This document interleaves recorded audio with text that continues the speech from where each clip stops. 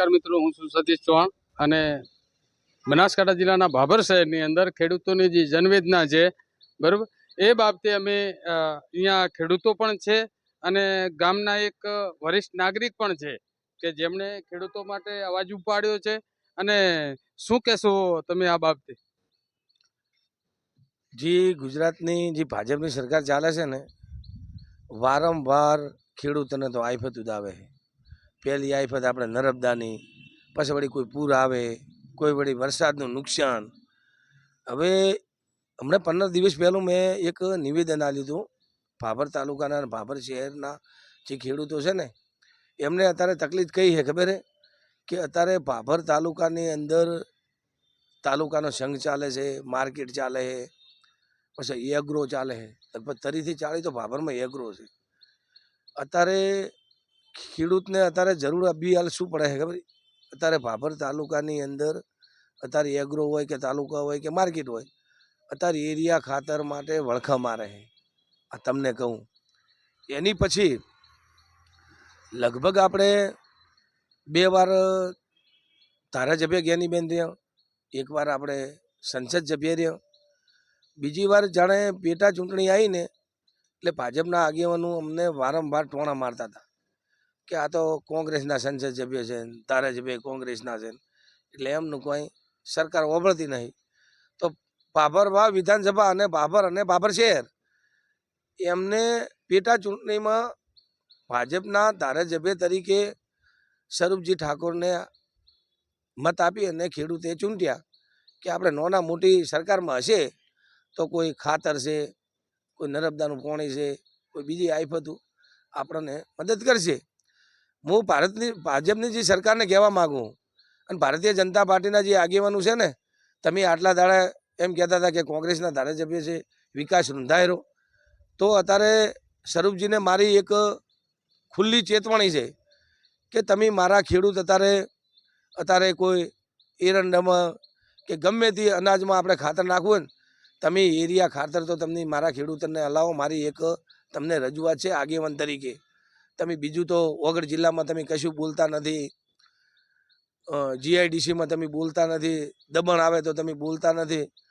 તો આપણા જે 2 પ્રતિનિધિ કેવા ખબર કે સંસદ સભ્ય અને ધારાસભ્ય, એ પહેલાં તો ભાભરમાં માધવ સિટીમાં અંદર આપણા સ્થાનિક છે, તો એ લોકો અત્યારે કશું કરીતા નથી. તો મારે તો એમની ખુલ્લી ચેતવણી છે, તમે ધારાસભ્ય નહીં પણ સંસદ સભ્ય નહીં પણ તમે સરપંચ ના બની ગયો. તમે આવું નાના મોટુંનું ખેડૂતની તકલીફ છે તમે નથી કરીતા, તો તમે બીજું તો શું મોટી આફતો વાત કરીવાના? તો તમે તાત્કાલિક 2 થઈને રાજીનામું આપી દો, મારી માગણી છે.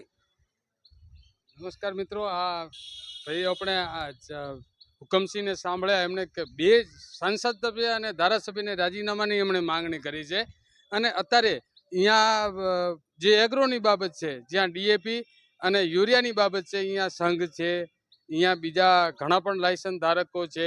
આપણે ખેડૂતને પૂછશું કે ખરેખર શું ડીએપી કે યુરિયા મળતો નથી? યુરિયા સાહેબ મળતો નથી, બિલકુલ પૈસા હાલતા. શું ભાવ લે છે તમારી જોડે? ભાવ તો 270 રૂપિયા, પણ વચ્ચે એક બાટલી હાલે છે. એ બાટલી સાની આપે છે? દવા કે અંદર લઈ જાઓ તો ખાતર હાલે ને કે ના હાલે. અને શું ભાવ લે છે તમારી જોડે? યુરિયાના 270 રૂપિયા, પણ બાટલીના 700-800 રૂપિયા લે. વધારાનું કરે. ખરેખર યુરિયા ખાતરની હારે જે પણ ગંધરફ દવાઓ લિક્વિડ વેચવાના પ્રયત્નો અહીંયા કરી રહી છે, બરાબર ને સરકાર? ખરેખર આ જે લાયસન્સ ધારકો છે, સદંતર કોટા છે, ખેડૂતોની બાબત આવે એટલે એમને જે વસ્તુની જરૂર ના હોય એ પણ સાથે વેચે છે. આ બા પણ હારે છે, જે ખેડૂત છે, એમને પૂછશું ખરેખર શું આપે છે તમને હારે? અને હારે 700-800 રૂપિયાની બાટલી લઈને લઈ જઈશું, કોઈ કોમની ના આવે. શું કરે કોમમાં? કોઈ કોમમાં આવતી નહીં. અને બહેન 70 રૂપિયાનું ખાતર હાલે કે બાટલી લ્યો તો જ હાલું, નગદ નથી હાલું. અમે હેડતા થઈ શું કરી પછી કંટાળી હાલો લે કે ના બાટલી લ્યો ખાતર હાલું, નગદ નથી હાલું કે. આ મૂળ જે એગ્રો વાળા છે એ જ કહે છે, એગ્રો વાળા કે બાટલી લ્યો તો જ ખાતર હાલું, નગદ નથી હાલું. આજ વાત કરે, શું કરે કહો? ખરેખર એક બીજા આપણે ખેડૂત છે અહીંયા જેમની આપણે ચર્ચા છે. આ એગ્રો જ્યાં સંઘ છે, સરકારી સંઘ છે, એમની પાસે મોટો સ્ટોક પડેલો છે, બરાબર ને? તેમ છતાં પણ આ જે યુરિયા ખાતર કે એના વિશે કંઈક લિક્વિડ આપવાની પ્રયત્નો થઈ રહ્યા છે અને બનાસકાંઠા જિલ્લાની અંદર મોટા મોટા પ્રશ્નો અત્યારે થરાદ છે, વાવ છે, પછી લાખણી છે, ડીસા છે, પાણપુર છે, અહીંયા આ બાબતે મોટા પ્રશ્નો ઊભા થયેલા છે અને અત્યારે આપણી જોડે જે હુકમસિંહ જોડાયેલા છે એ પણ કંઈક આમના વિશે નવો પ્રકાશ પાડશે. જે અત્યારે જંગમાં કે માર્કેટમાં કે એગ્રોમાં જે સ્ટોક કરેલ છે ને એ તો લગભગ રાતમાં એ ડીએપી આપવામાં આવે છે અને ભારતીય જનતા પાર્ટીના આગેવાનને મધ્યમ વર્ગના જે ખેડૂતો છે ને એમને તો આપવામાં આવતું નથી, એમના માટે તો જુલામ થાય રહ્યો. હવે આ સીધા ભારતીય જનતા પાર્ટીના જે આગેવાનો છે અહીંયા એમાં સીધા આક્ષેપો પોતે કરેલા છે કે ભાઈ જે આ મોટા મોટા અહીંયા સંઘ છે કે પછી ડીએપી ને વેચવાવાળા જે લાયસન્સ ધારકો છે એ ભાજપના કાર્યકરો છે. શું કહેશો સાહેબ આ બાબતે? હવે આમાં તો એવું છે કે શિયાળે તો કદાચ ખાતરની શોર્ટેજ હોય, બધા ખેડૂતોને પિયત કરવાનું હોય, પણ અત્યારે ચોમાસામાં તો કોઈ ખેડૂતોને પિયત કરવાનું હોતું નથી, તો પણ બજારમાં ખાતર મળતું નથી હોતું.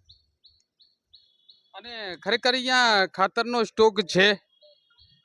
ખાતરનો સ્ટોક તો હવે લોકો પાસે કહે છે બજારમાં કે સ્ટોક તો ઘણો બધો પડ્યો હોય છે, પણ ખેડૂતોને તો કોઈ દિવસ ખાતર એક થેલી જોતી હોય તો મળતી નથી હોતી. અહીંયા નાના ખેડૂતોની વાત છે, અહીંયા નાના ખેડૂતોની વાત છે જેને 2 કે 4 થેલી જોઈતી હોય, નાના ખેડૂતોને કોઈ ન્યાય મળતો નથી. તમે નાના ખેડૂત છો? હું નાનો ખેડૂત છું. મારા માટે એક થેલી મળે છે ને મોટા આગેવાન માટે 25 થેલીઓ મળે છે. 25 થેલીઓ લઈ જાય છે મોટા આગેવાનો, ગોદાઉન ભરેલા છે એ લોકોના.